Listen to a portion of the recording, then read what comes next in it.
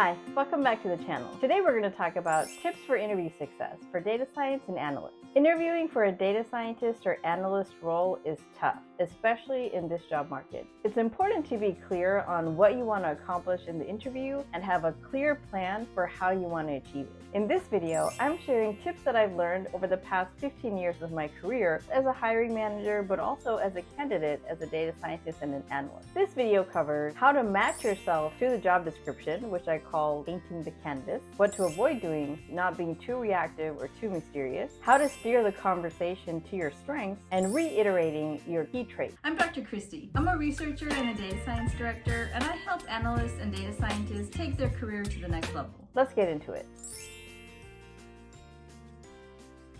So how to match yourself to the job description, what I call painting the canvas. So taking the perspective of the hiring manager, they have an idea in their mind of their ideal candidate. And how do we know that? It's by looking at the job description. So in there, they listed out the skills that they want, the expertise they're looking for, the experience they're looking for, and it is a picture of their ideal candidate. So when you show up for the interview, your job is to start drawing a picture of yourself with the goal of having it match their ideal candidate. So how do you do that? So the first thing is you're going to prepare some things to describe yourself, and you're going to plan to use that in any interview regardless of what they're asking you, because your goal is to paint a certain picture of yourself that makes it easy for them to understand what you bring to the table and to see that you're a match for what they're looking for. Your goal is to make it an easy decision for them and make it as easy as possible for them to see that you are in fact a great match. So one thing you're going to want to develop are these descriptions of yourself. I'm a fill in the blank. I'm a fixer-upper. I'm a tinkerer. I'm somebody that likes to rip things apart and put it back. Simplifications that help them quickly get a sense of your personality, and you'll want to bring that up as early as possible. So the early question you'll get of, tell me about yourself. That's a great place to add these sorts of descriptions about yourself that get them familiar and help them start filling in that picture of who you are, what you're about, and what you bring to the table. And most importantly, how you match their job description and their ideal candidate.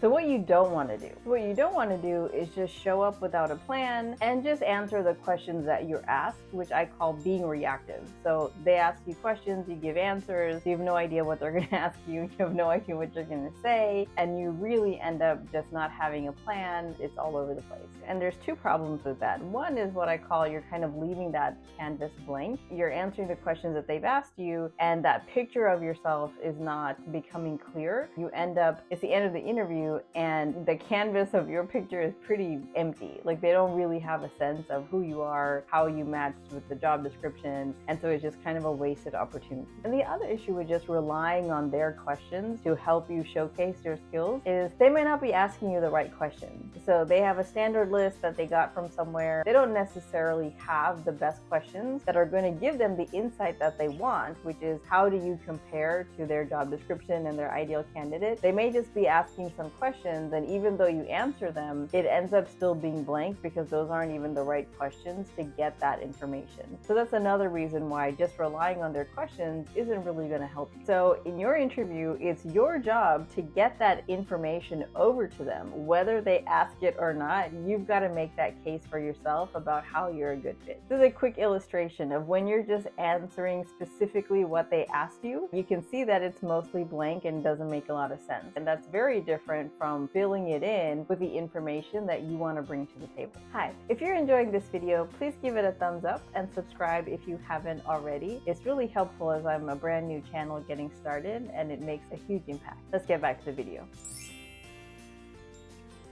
So let's talk about what you want to do. So what you want to do is have a plan and steer the conversation towards your strengths and towards the things that you want to share about yourself. This doesn't mean that you don't answer their question, because if they're asking you a very specific question, you want to answer that question. You don't want to just be like saying something that has nothing to do with what they asked, because that's not going to work. But you can take what they say, you can answer it, and you can use that as a segue to talk about something that you want to talk about. So for example, they may ask you about about your favorite project. You want to answer that question, but you want to fill in a lot of information that you've already decided you want to tell them about yourself to fill in what kind of person you are. Your goal is to try to take things they're saying and use it as a jumping off point to connect to things that you want to say, because you've got a list of things, a list of characteristics, key traits, descriptors about yourself to help give them a full picture of who you are in a very brief 30-minute interview that is going to go by really fast.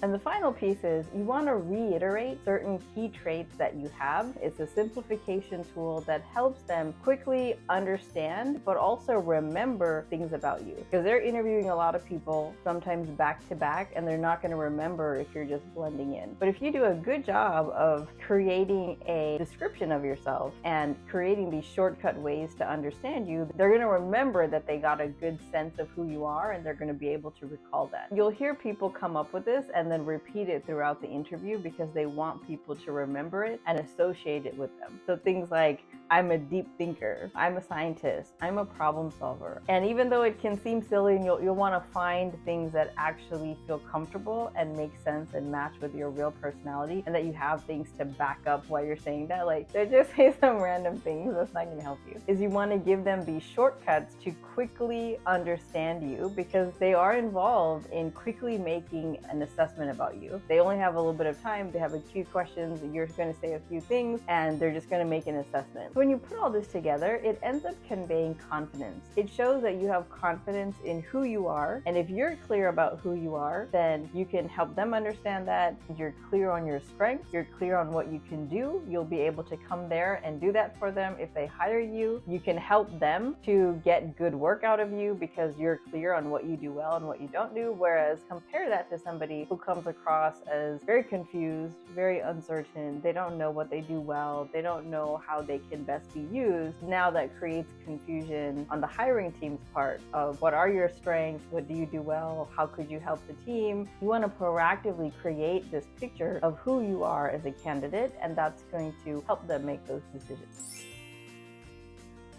If you haven't been part of interviews, then I want to share what it's like. You have certain questions, you have the job description, you're hoping that your questions are a good match for the job description to reveal whether they're a good fit. You're taking notes on, are they a good fit? What are their strengths? What are their weaknesses? What did they say that you really liked? What did they say that you really didn't like? What was confusing? They do that for every candidate that they interview and rank them and put them in an order. A lot of times you have to do that before you get together with the other people that did the interviews. Then you meet as a group. They'll bring up each candidate. So they'll talk about what were the positives, what were the negatives. Each person has like a yes, no, a hire, no hire recommendation. Sometimes they'll say, I don't know, or I'm uncertain. I'm okay either way. And they winnow down their list that way. They might end up with a top 2 or top 3 list.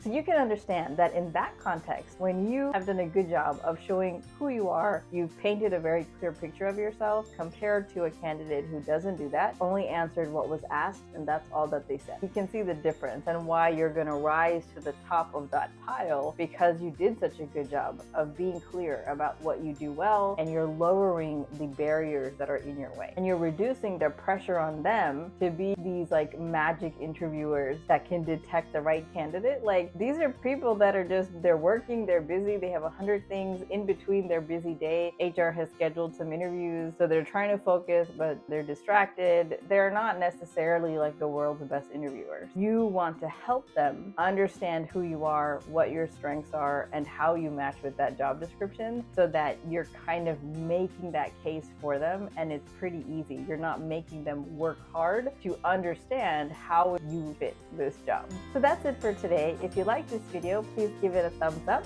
and subscribe if you haven't already, and I'll see you in the next one.